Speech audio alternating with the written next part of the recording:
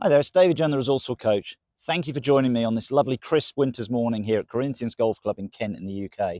I'm going to talk about how throwing a ball can improve your golf dramatically. And we're going to look at four things. We're going to look at two things in your setup that I believe will make it a lot easier to play this game.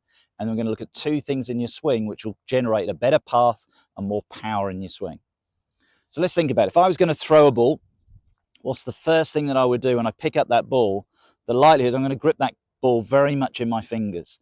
And that's the thing we want to talk about when it comes to your grip. So why do we grip it in our fingers? Well, it does really two things. Number one, gives you sort of some feel of how you're going to hold that ball and throw it. But two, it starts to give you some flexibility in your wrist to give you power to throw that ball. And it's exactly the same thing we want to achieve in our grip. Because one of the biggest power sources in your golf shot is your wrist cock. And we want the fingers to feel that they're gripping the club in such a way that you can start to get that wrist cock and generate power in your shot. So what we're looking at, if we look at our grip, what I see a lot of the time is golfers are gripping the club. They sort of come in, it looks quite clumsy. They're sort of gripping it very much in sort of the palms of their hands. It looks very awkward as they grip it. And you would never do that throwing a ball. You'd never pick up the ball and look to generate some sort of level of power throwing the ball like that. So why do we do it in our grip? We don't want to do that. We've got to get that club very much in our fingers. So the way I always look at it, if I look at my hands, I think of like two little sort of channels that I want the club to run through, and it's through my fingers. And I'm thinking the middle joint of both of my forefingers is where I want that club to run, and then it runs across the base and middle of the next two fingers, and then the other fingers are at the end of the club. You're either joining them together or it's the heel of the club is sitting on top of the club. But the more I can generate, so let's start with my left hand, that feeling of gripping in that middle joint like so, and then cross the base of the next few fingers, it allows the heel of my hand to sit on the top of the club. And that's the key bit, because now if I'm gripping it like that, my wrist can cock. If I'm gripping it like that, look out, I can't generate any sort of power in that shot. So it's really important to get that feeling we've got that in the fingers. And I want to feel the same sensation in my other hand. Your little finger's going to join in. You've got three options there. You can, what I call interlock. You can overlap, or you can go 10 finger. But again, those three fingers, middle joint, middle to base of those fingers to feel that position. The only shot in golf that we don't want to grip that like that ball in our fingers, you may grip the putter a little bit more in the palm of your hand. But if you think about it, you're not looking for power. But every other shot, let's think about throwing that ball. You get that ball in your fingers. So now think from there, I can generate power. That's exactly what I want to do in my golf game. You can see now how my wrist can cock the club up and down and generate the power I want. So that's position number one. We want to hold that club very much in our fingers. So here's our second part, width of stance. When you play a shot, how are you going to throw that ball? How are you going to play a golf shot? Use the width of stance to control the power that you're going to do it. Now, if you think about it logically, if I was going to throw a ball sort of underarm, I'd just have my width of stance, I'll turn this way, probably half, and just a very gentle movement. And that's a little bit what you've got to think when you're playing a little chip shot, is just go to that slightly narrower stance. As you're looking for more power, and I'm looking now, I might be wanting to throw that ball as far as I can. Now what I can do is increase that width of stance to give me more power. And it's the same thing with both shots.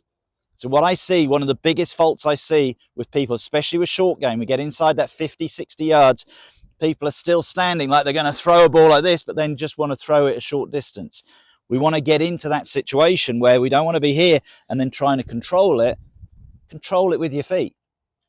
Get your feet that little bit narrower. You'll never see a tour player, unless he is trying to play a really high lob shot, but you think about it, he's generating lots of power. But as soon as he's within 50 yards of the green, woof, the stance gets narrow. He's not in a position where his stance is like this. If he's trying to play a high lob shot where he needs to generate power, then he will. So a powerful stance, think about throwing that ball, powerful stance with your golf swing. You don't want that power, you want that sort of underarm throw, narrow the stance, narrow that stance if you want to play a little chip shot. So here's our third part. I'm going to talk about that golf swing that really gets that little bit over the top swing, which causes either the pull or the slice. And I always remember in my early days of teaching, I was teaching this particular lady and I used this analogy and I couldn't get her out of slicing the golf ball.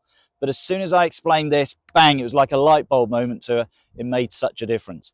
We're going back to that idea of throwing a ball. So we've got my bucket in front of us there.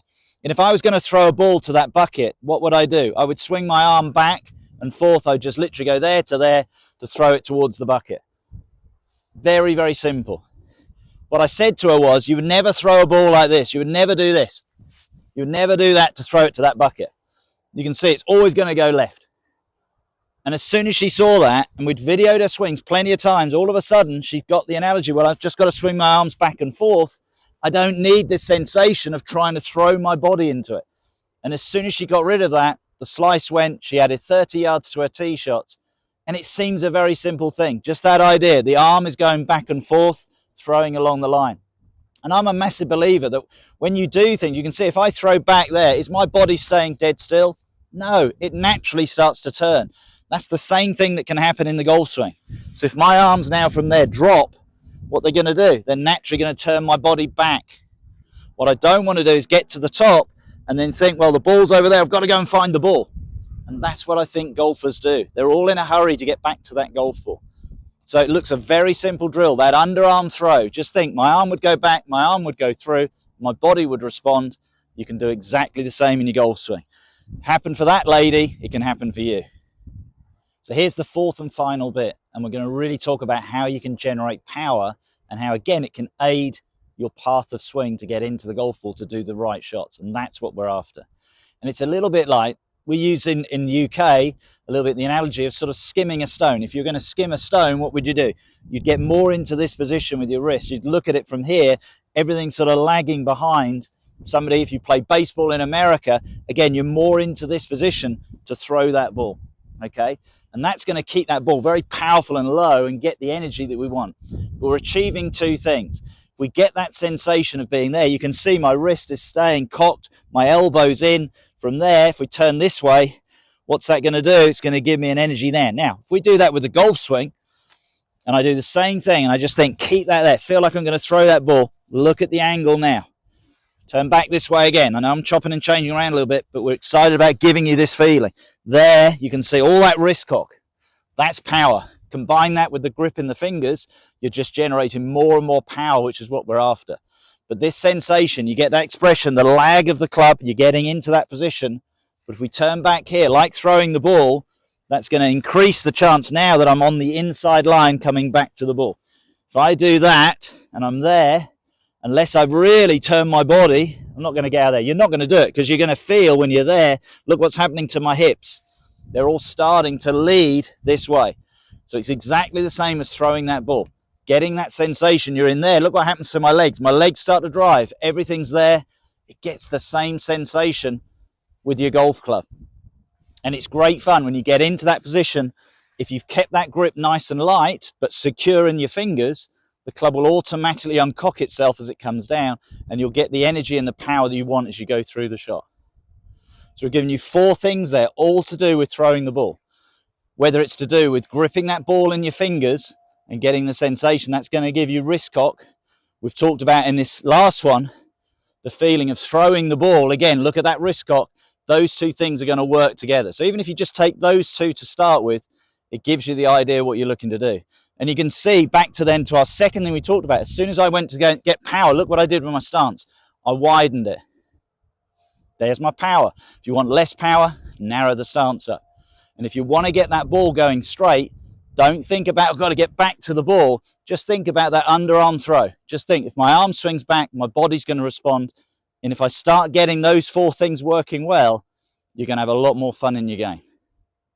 I hope you've enjoyed that tip. If you have, please subscribe to my YouTube channel and share this with your golfing buddies. And I look forward to seeing you soon.